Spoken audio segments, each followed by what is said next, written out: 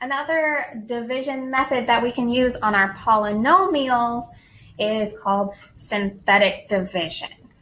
This is going to be something that is very different. Just glancing at the notes, you can kind of tell. But as long as you take these notes, follow along, you'll have no problem getting through it, okay? So let's get started.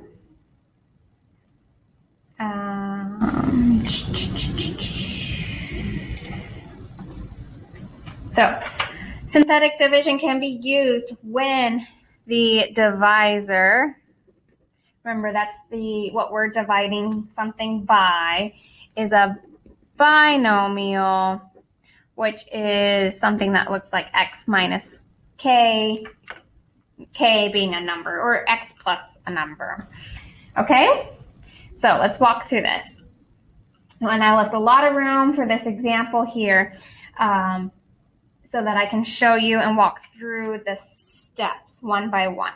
So our steps say create an L shape. Okay, so we're going to create our L shape.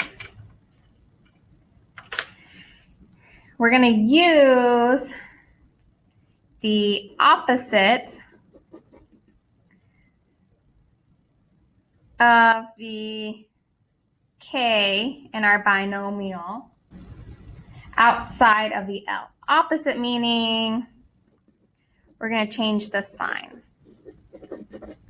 So here is our k, and it's -2, so we're going to do the opposite, so we're going to change the sign.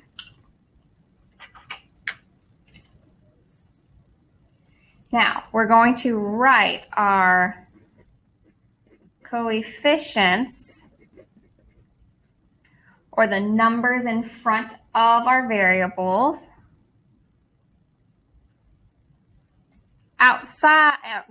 inside the L on the top row. So what does that mean? I'm going to take the numbers in front, including the sign,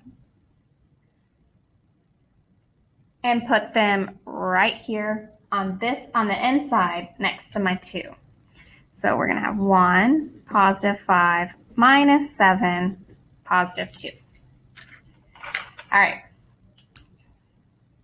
Now, we're going to drop the first coefficient, or the first number I wrote, and we're going to drop it below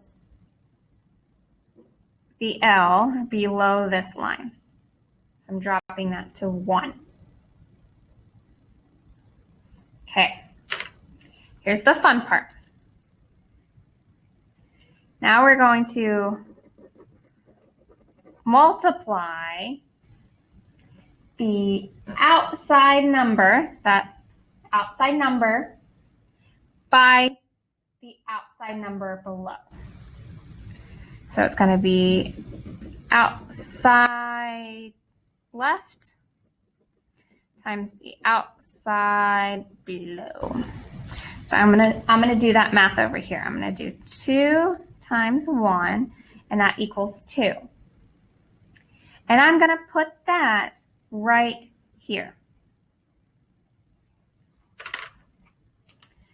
All right, now we're going to add the column inside the L.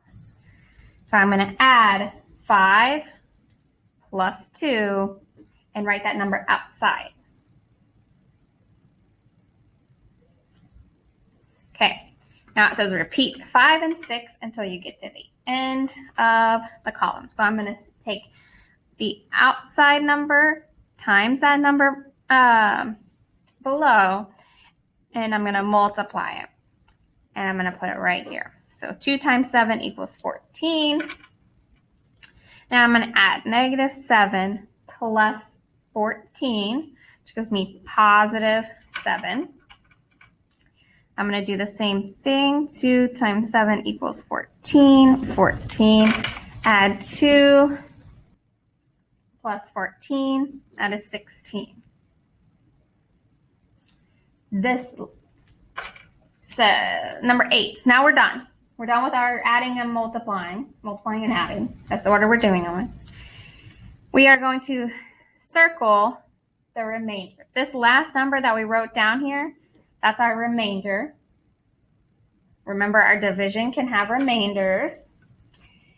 And then we're going to write our final answer starting 1 power down from our dividend, which remember that's the polynomial being divided. So we're looking at what we started with, and we're going to use these as our coefficients for our answer. So this will be 1x, and this is what this means, 1 power down. So it was x to the third, so this is going to be x squared plus 7x minus 7. And then that 16, remember we said that was our remainder, and remember we write our remainders as 16 over the divisor of x minus 2. And finally, this is our final answer. So it looks like a lot, and especially when we have polynomials with really high degrees. So I'm going to do one more example because we're going to look at C. If you look at our problem, we've got x to the third minus 17x plus 32. You notice that in this first example, all of our exponent powers went in order 3, 2, 1, and then none. But this one, it goes 3, we skip 2 and go to 1. It's fine, but we have to remember to do something when that happens. So we're going to use a 0 for any missing powers. Okay, so what does that mean? Let's go back to our steps. Step 1, create an L. Creating my L shape. And then it says step 2 is use the opposite of our K outside of L. So here is our K. It is positive 5, so we're going to make that negative 5. All right, next step is write our coefficients inside of L on the top. So coefficients, we've got 1 in front of x to the third. Since we don't have x squared, we're going to say that this is x squared, 0x squared. And then we've got our 17 and our 32. So we're going to write 1, 0, negative 17, 32.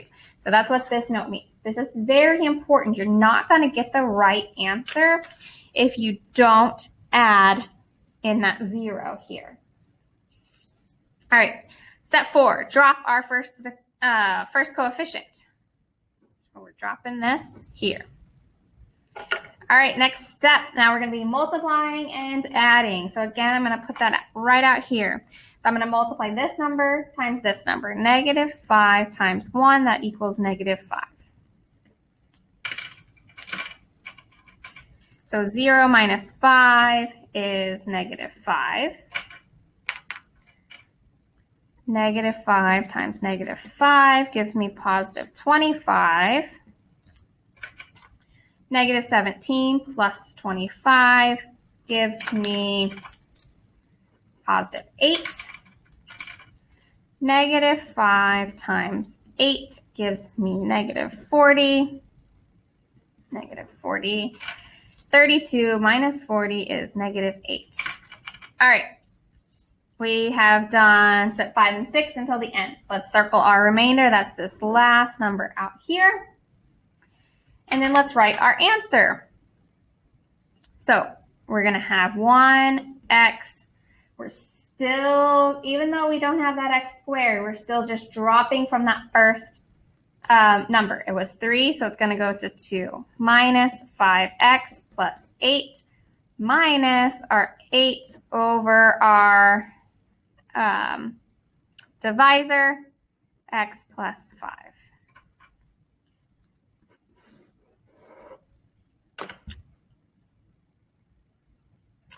All right.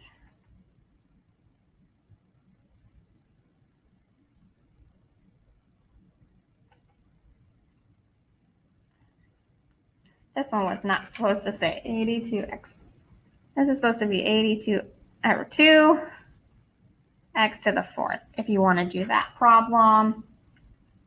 I'm not going to go through the whole problem with you, but when you get down to it, your remainder is just going to be 0. Remember, you don't have to have a remainder every time. So this number is going to end up being 0, meaning your answer is just going to look like that, and you're not going to have anything over here. All right, let me know if you have any questions on our synthetic division.